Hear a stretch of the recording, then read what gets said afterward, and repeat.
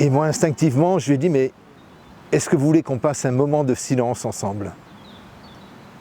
Et son visage s'est illuminé et on est resté en silence peut-être 2-3 minutes. Et j'ai senti qu'à ce moment-là, on se rejoignait, on était ensemble.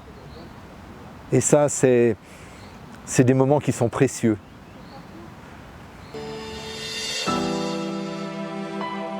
Et ici, on est au milieu de tous les malades, quelles que soient leurs convictions religieuses, sociales ou quoi que ce soit.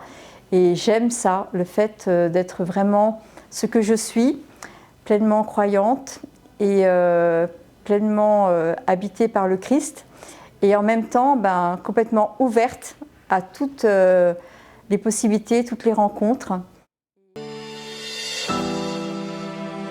J'ai le sentiment que le Seigneur, dans les visites, nous précède toujours et nous succède aussi. Pour moi, ce qui est l'essentiel dans la mission, c'est « j'étais malade et vous m'avez visité ». Donc c'est bien le Seigneur au cœur de l'autre que je viens rencontrer.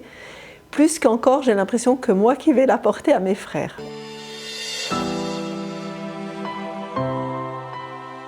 Leur regard n'est que remerciement, n'est qu'amour partagé. C'est des moments qu'on peut... Moi, je ne peux pas m'en passer. Et je ne pourrais pas les manquer pour eux, parce que... Voilà, ils sont tellement contents.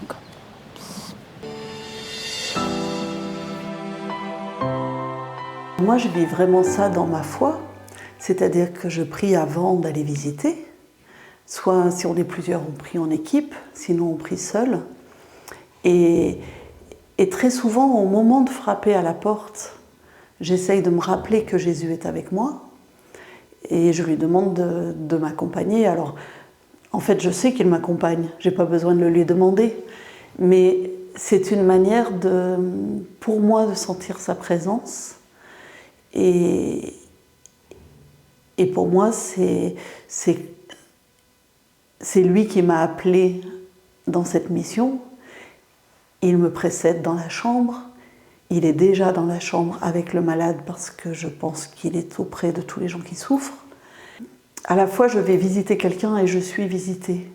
En fait, le Christ me visite en même temps que je visite la personne. Donc dans cette rencontre, le Christ est là.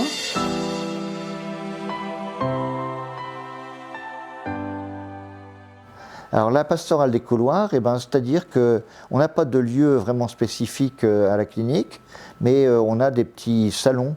Et puis on rencontre les gens près de la machine à café, et puis, ou bien sous le préau des fumeurs. Et donc là, on les rencontre. Et ce qui est assez chouette, c'est qu'on a vraiment l'Esprit Saint agit dans notre mission. Il y a des circonstances qui sont plus que le fait du hasard.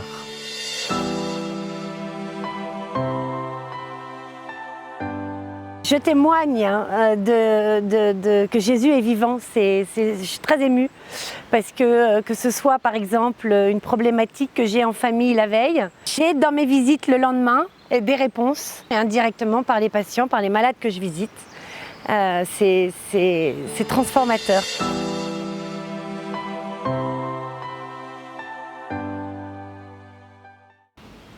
C'est vrai que la santé mentale, c'est assez méconnu. Et c'est beaucoup porté par des préjugés dans la société. C'est vrai que c'est des personnes qu'on exclut, qu'on met en dehors de la cité. Et pourtant, c'est un lieu où à chaque fois que j'y vais, j'ai bien une certitude, c'est que le Seigneur est là. Il y a une telle joie, un tel amour et une telle solidarité entre les personnes que je pense que c'est vraiment le lieu où il n'y a pas de doute. Il est avec nous et il est avec les personnes qui sont hospitalisées.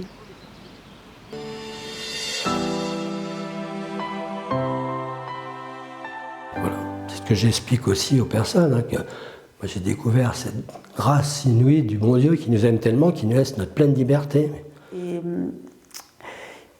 Et on prie ensemble, et donc en fait on avance en direction du Christ. Moi j'ai vraiment l'impression que c'est dans l'hôpital que le Christ m'attend et que j'ai à être là.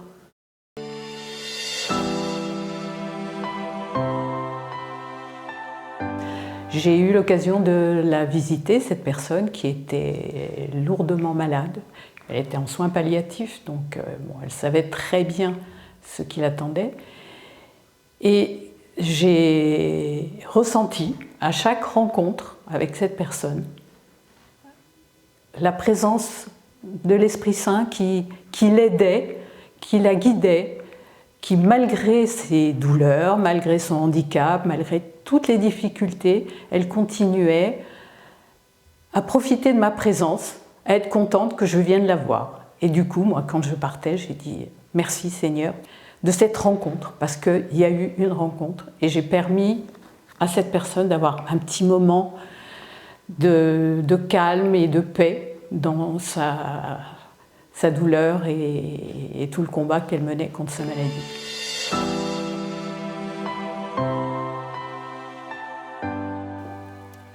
C'est souvent fugace et c'est après qu'on s'en rend compte, moi je m'en rends compte, qu'il s'est passé quelque chose. Bon, que le Seigneur passe, ou en tout cas était là. Ça oui, c'est quelque chose qu'on peut vivre particulièrement quand on apporte la communion, particulièrement à ce moment-là. Alors je pense par exemple à une dame que j'ai vue il y a quelque temps, qui est une dame âgée, qui est consciente qu'elle n'en a plus pour très longtemps, et qui ne parle que de grâce. Elle est extraordinaire parce que tout ce qu'elle reçoit, elle en parle dans sa foi, et tout est un cadeau dans sa vie, même sa maladie. J'ai 77 ans et j'ai commencé donc cette mission il y a 20 ans dans ce lieu qui était spécialisé dans l'oncologie et puis donc les soins palliatifs. Puis bon, c'est vrai que c'était assez impressionnant. Donc auprès de cette première visite d'une maman qui était jeune, 40 ans, qui est décédée au bout de quelques semaines, ça a été un très bel accompagnement en plus, parce que c'était une dame qui avait la foi. Et pourtant, eh bien, ce petit sourire intérieur qui peut faire du bien, j'aurais jamais cru que ça serait possible de le vivre. Et ça, c'est quand même chouette aussi, parce que même dans les moments les plus durs, eh bien, j'apporte un petit peu cette petite espérance, et je dirais ma personnalité avec cette petite flamme qui permet que même dans les moments les plus difficiles, il y a une espérance. Voilà. Donc ça, c'est fort. Voilà.